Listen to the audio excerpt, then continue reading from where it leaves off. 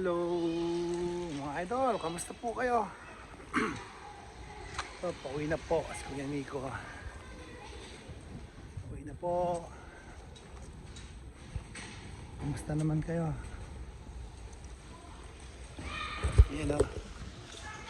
Yan si Kuya Nico. Diba?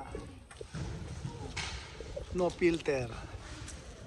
Ito ang totoong Nico, mga idol. Diba?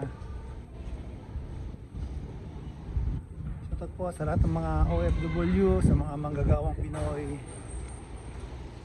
Laban lang po tayo.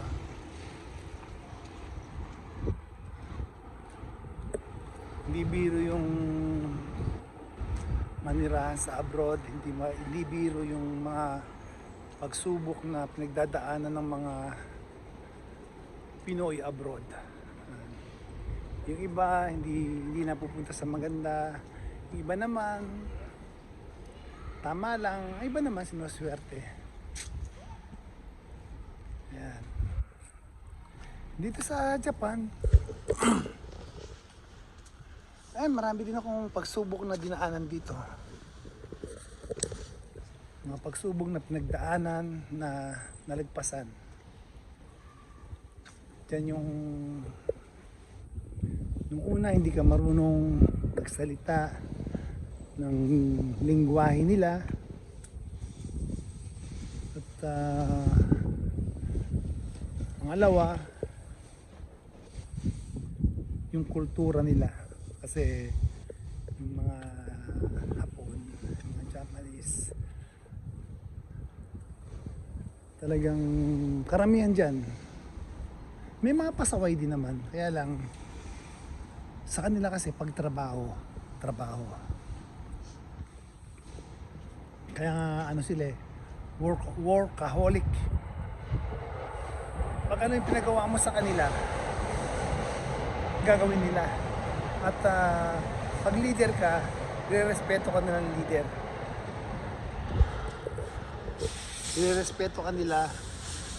Andyan yung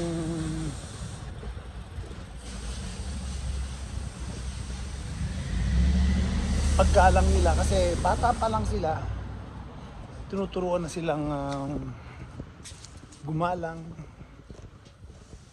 o paano magbigay respeto, di ba?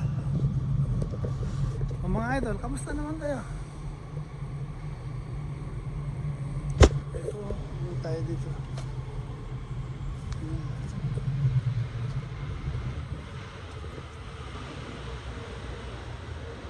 O paano? Mamaya na lang.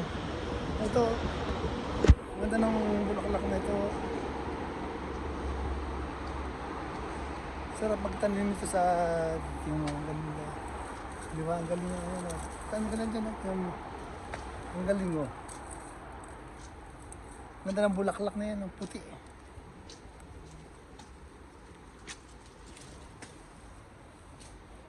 Yun o. Pwede yung pumutol dyan ng sanga. Hindi pwede mong itanim sa bahay. Diba ang ganda mo? Yan, karoon tayo ng ganito.